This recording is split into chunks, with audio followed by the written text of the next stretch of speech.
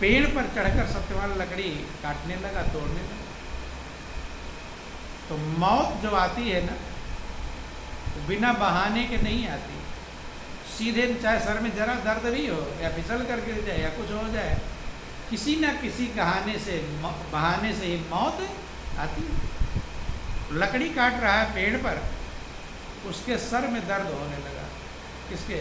सत्यवान के। जब सर में दर्द होने लगा, सावित्री नीचे लकड़ियां इकट्ठा कर रही। सत्यवान कहता है कि सावित्री मेरे सर में दर्द होने लगा।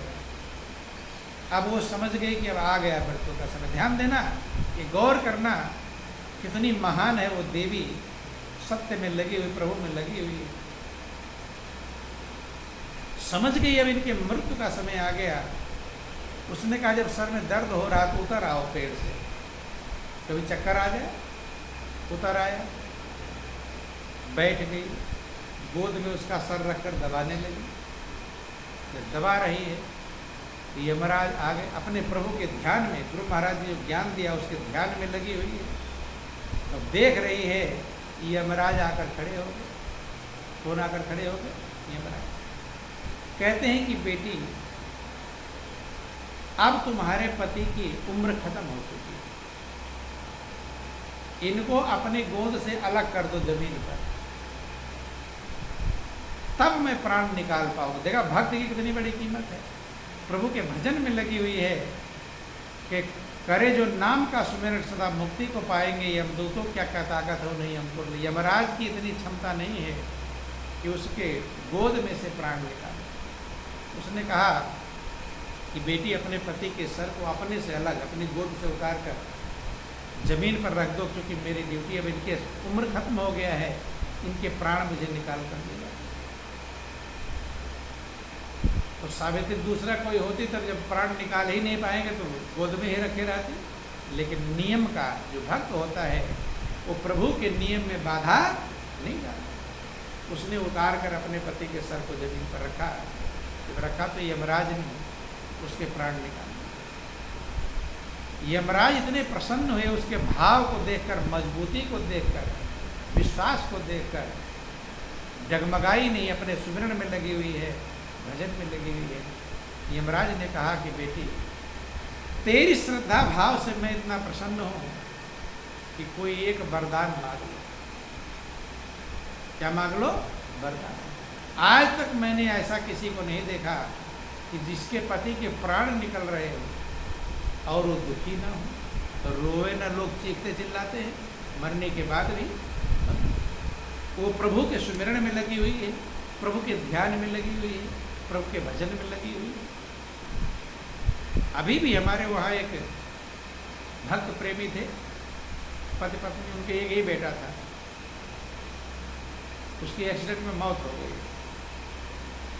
तब वो दोनों इतने बड़े ज्ञानी थे, रोए नहीं, बैठ के वही ध्यान किए हैं बेटे की लाश। एक ही बेटा है, बेटे की लाश के पास बैठकर पहले भजन किए हैं, ध्यान किए हैं, प्रभु में मन लगाए हैं, फिर उसके लाश को ले गए जला। प्रभु का सहारा इतना बड़ा सहारा होता है कि कांटों में भी फूल का आनंद प्रदान करता है। किसका कांटा है वो फूल का आनंद देता है। जो मालिक का सहारा आपको मिलता है, उससे बढ़कर सहारा दुनिया में कुछ भी नहीं। रोएंगे चिल्लाएंगे तो वही मृत्यु हो गई है, प्रभु की भक्ति भी गायब हो जाएगी, प्रभु के प्रेम में मगन रहेंगे। यमराज ने कहा बेटी, ऐसा मैंने आज तक किसी को नहीं देखा कि जिसके पति की मृत्यु हुई हो और वो प्रभु का भजन में मजबूत, प्रभु के प्रेम में मजबूत।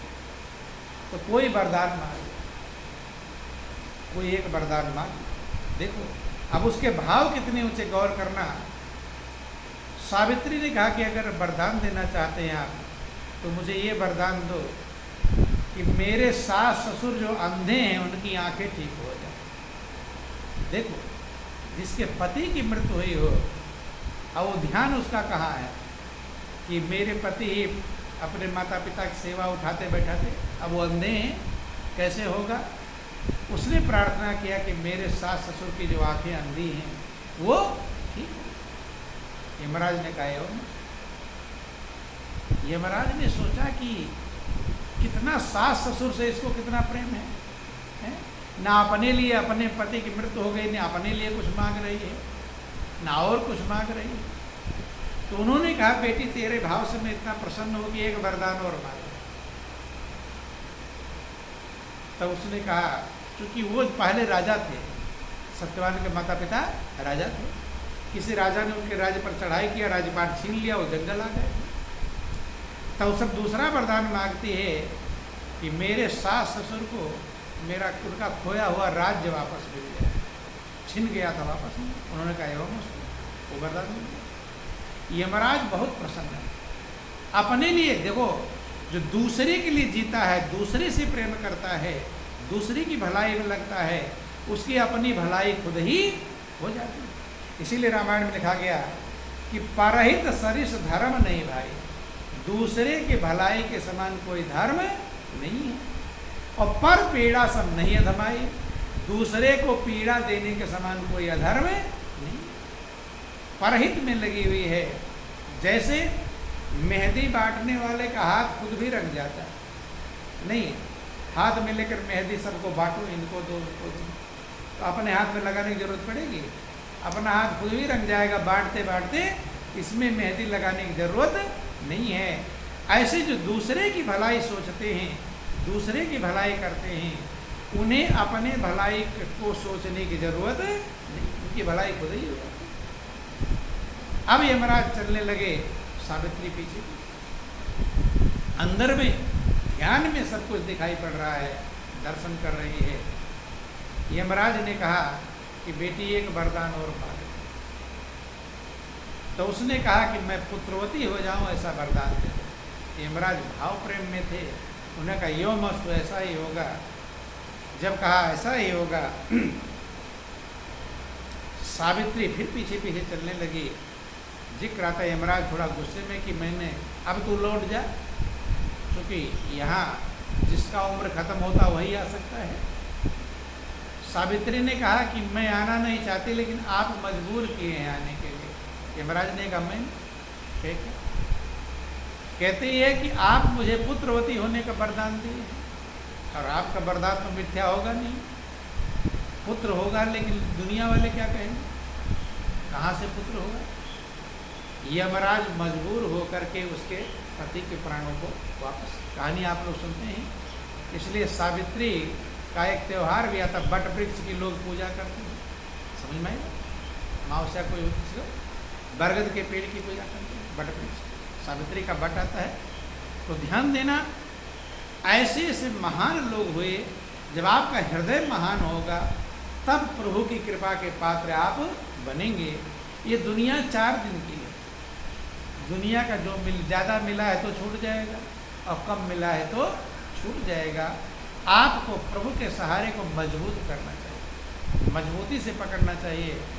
नहीं तो बहुत बड़े बड़े योग्य पढ़े लिखे होशियार 1 सेकंड में काल के गाल में समा जाते हैं, सब कुछ छूट जाता है। ये सपने की तरह दिखाई तो पड़ता है, लेकिन यहाँ से मिलता किसी को कुछ नहीं मिलता है, किसी को सब खाली हाथ जाते हैं। इसलिए प्रभु का सहारा ही भरा हुआ हाथ है। जिसने प्रभु के सहारे को पकड़ा वो खाली हाथ नहीं जाता, वो मालिक को लेकर जाता है। नहीं तो सारे संसार के लोग खाली हाथ जाते हैं। जीवन अनमोल है, कीमती है, संभालें।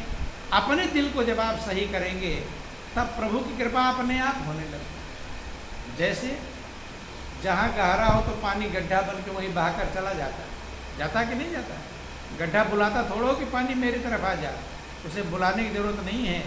तालाब होता है ना, तालाब जब बरसात होती है, घर में, आंगन में, खेत में, खलिहान में, जंगल, पहाड़, सब जगह बारिश होती है, लेकिन बरसात के बाद पानी कहाँ होता है? जहाँ गहरा होता है, जहाँ गड्ढा होता है, जहाँ तालाब, सब जगह का पानी बहाकर वहीं इकट्ठा हो जाता है। ऐसे जब आप अपने हृदय को गहरा कर लेंगे, प्रभु के प्रेम से भर लेंगे, तो मालिक की कृपा सब तरफ से आपके प्राप्त हो जाएगी। रामायण में लिखा गया, सिमट सिमट जल भर ही तलावा, और जिम सतगुण सज्जन पही आवा। सिमट सिमट के तालाब जिसे भर जाता है, ऐसे आपके अंदर अच्छे गुण, अच्छी कृपा प्राप्त हो जाएगी। यही जीवन का सार है, यही जीवन का लक्ष्य है। बोलो वृंदावन बिहारी लाल की जय। उमापति महा